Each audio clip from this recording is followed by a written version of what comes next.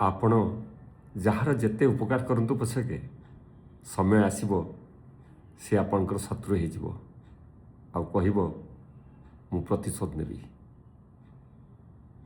ଜାଣେ ନା କାହିଁକି ଏମିତି ହୁଏ। ଯିଏ ଯାହାଠାରୁ ଉପକାର ପାଇଥାଏ ତାକୁ ହିଁ ଧୋକା ଦିଏ। ବେଳେବେଳେ ସେ ଲୋକ ଯଦି ବାହାରେ ରହିଥିବ ଆମେ ତାଠାରୁ ଦୂରେଇ ଯାଆନ୍ତି, ନିଜକୁ ସୁରକ୍ଷିତ ରଖନ୍ତି, କିନ୍ତୁ ପାଖରେ ଥିଲେ ଯନ୍ତ୍ରଣା ସହିତ ବଞ୍ଚିବାକୁ ଚେଷ୍ଟା କରନ୍ତି। ସଂଘର୍ଷ କରିବାକୁ ପଡ଼େ, କିନ୍ତୁ ବେଳେବେଳେ ଆଶାଶୂନ୍ୟ ହୋଇ କିଛି ଲୋକ ଉପାୟ ନ ପାଇ ନିଜକୁ ଶେଷ କରିଦିଅନ୍ତି, କିନ୍ତୁ ତାହା କେବେ ଗ୍ରହଣୀୟ ନୁହଁ। କାରଣ ଯିଏ ଆପଣଙ୍କୁ ଧୋକା ଦେଉଛି ବା ଶତ୍ରୁତା କରୁଛି ସେ ଦୂର ହେଉ କି ପାଖ ଲୋକ ହେଉ ସେ ଆପଣଙ୍କ ଶତ୍ରୁ। ଆଉ ଶତ୍ରୁ ପାଇଁ ଜୀବନ ଦେବା ନିର୍ବୁଦ୍ଧତା।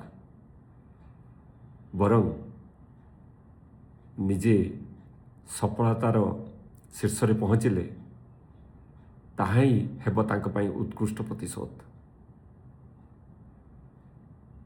ମୋର ଗୋଟିଏ ମନେ ପଡ଼ୁଛି କଥା, ଆପଣ ଯାହା ଯେତେ ଉପକାର କରନ୍ତୁ ସେ ଆପଣଙ୍କୁ ନିଶ୍ଚୟ ଅପବାଦ ଦେବ ବା ନିନ୍ଦା ଦେବ, କିନ୍ତୁ ତଥାପି ନିଜ କର୍ତ୍ତବ୍ୟରୁ ଆମେ ବିଚ୍ୟୁତ ହେବା କଥା ନୁହଁ।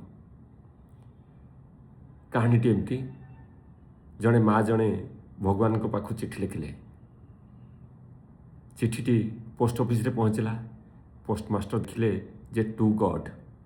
ଆରେ ଭଗବାନଙ୍କ ପାଖକୁ ଚିଠି ଯିବ କେମିତି? ଚିଠିଟି ଖୋଲି ପଢ଼ିଲେ ସେଥିରେ ଲେଖା ଅଛି, ହେ ପ୍ରଭୁ ମୋର ବହୁତ ଅସୁବିଧା ଅଛି, ମୋତେ 1000 ଟଙ୍କା ପଠାଇବେ। ପୋଷ୍ଟମାଷ୍ଟର କହିଲେ ଠିକ୍ ଅଛି, ଆମେ ସମସ୍ତେ ଚାନ୍ଦା କରି ଏ ମାଆଙ୍କ ପାଖକୁ ପଠାଇଦେବା ପଇସା। ସମସ୍ତେ କିଛି କିଛି ପଇସା ଦେଇ 700 ଟଙ୍କା ହେଲା। ସେ 700 ଟଙ୍କା ପଠାଇଦେଲେ। କିନ୍ତୁ କିଛି ଦିନ ପରେ ପୁଣି ଗୋଟେ ଚିଠି ଆସିଲା ସେ ମାଆଙ୍କ ଠାରୁ, ଟୁ ଗଡ୍। ପୋଷ୍ଟମାଷ୍ଟର କହିଲେ ଆରେ ପୁଣି କାହିଁକି ଚିଠି ଆସିଲା, ପଇସା ତ ଆମେ ଦେଇଦେଲେ। କିନ୍ତୁ ସେ ଚିଠି ଖୋଲି ଦେଖିଲେ ସେଥିରେ ଲେଖା ଥିଲା, ହେ ପ୍ରଭୁ ଆପଣ ତ 1000 ଟଙ୍କା ପଠାଇଥିଲେ, କିନ୍ତୁ ଏ ପୋଷ୍ଟ ଅଫିସ ବାଲା 300 ଟଙ୍କା ମାରିଦେଇ ଆଉ 700 ଟଙ୍କା ପଠାଇଛନ୍ତି। ଏ କଥାର ମର୍ମ ହେଲା, ଆପଣ ଯେତେ ଉପକାର କଲେ ବି ବେଳେବେଳେ ଲୋକ ଆପଣଙ୍କୁ ନିନ୍ଦା ଦେବେ, ତଥାପି ଆପଣ ନିଜର କର୍ତ୍ତବ୍ୟ କରିବା ଉଚିତ। ଜୟ ଜଗନ୍ନାଥ, ଜୟ ଜଗନ୍ନାଥ।